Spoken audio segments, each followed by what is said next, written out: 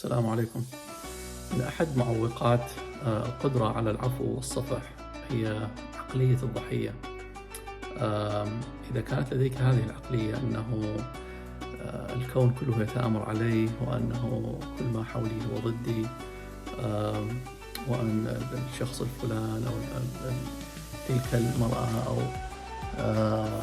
ذلك الحدث هو يعني كلها مرتبة ومدروسة للإضرار بي.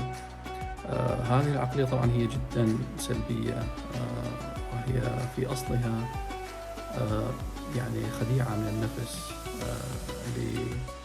فقط يعني لكفك عن المسؤولية وعن تحمل المسؤولية، وتدعوك إلى التوقف عن العمل والجد والنشاط، فقط أن خلاص أنت أديت الذي عليك، وما حولك يجب أن يرد لك الجميل. فهذه طبعا يعني صعب جدا أنه تتمتع بصدر واسع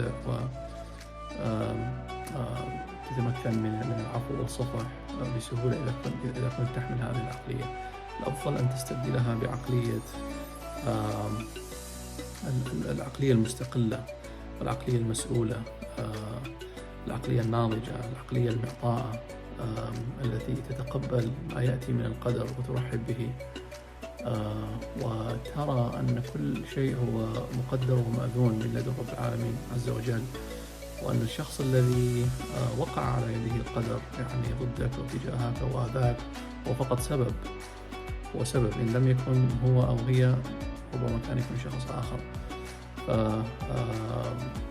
ولكن هو الحدث الذي أنت تشتكي منه هو كان مقدر، فأنت يعني تشتكي ممن ولمن؟ يعني رب العالمين عز وجل كل هذه الأمور هي معلومة لديه وهي مقدرة.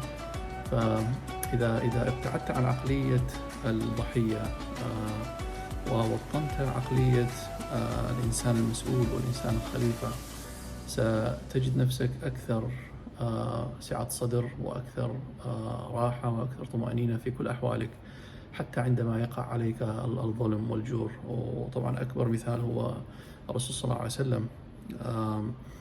يمكن لا يوجد شخص في التاريخ تعرض لظلم كما تعرض إليه الرسول صلى الله عليه وسلم، يعني ومن كل الجهات، من الناس، ويعني أولاده يعني توفي في سن مبكر، يعني تعرض إلى خسائر يعني كبيرة على مدى حياته، ولكن سبحان الله لا نجد أي أثر أو أي حديث أنه الرسول صلى الله عليه وسلم كان يشتكي أبدا أبدا، ولا كان يشتكي، كان يتقبل كل هذه الأقدار ويحمد رب العالمين، ويتعامل مع الأمر بمسؤولية، ويمضي قدما، ولا تعطله ولا توقفه هذه الأحداث. أنت فقط تستفاد منها للنضج ولتصبح شخصية أكبر وأوسع صدرا، وشخصية أعقل وأرزن، لكي تتمكن من التعامل مع أمور كهذه أو أكبر في المستقبل. فأتمنى يا رب العالمين أنه يوفقنا جميعا، ويوفقني أيضا إلى الابتعاد عن عقلية الضحية، وإلى أن نتبنى عقلية الشخص المسؤول الحامد الشاكر المعطاء في كل وقت وحين. السلام عليكم.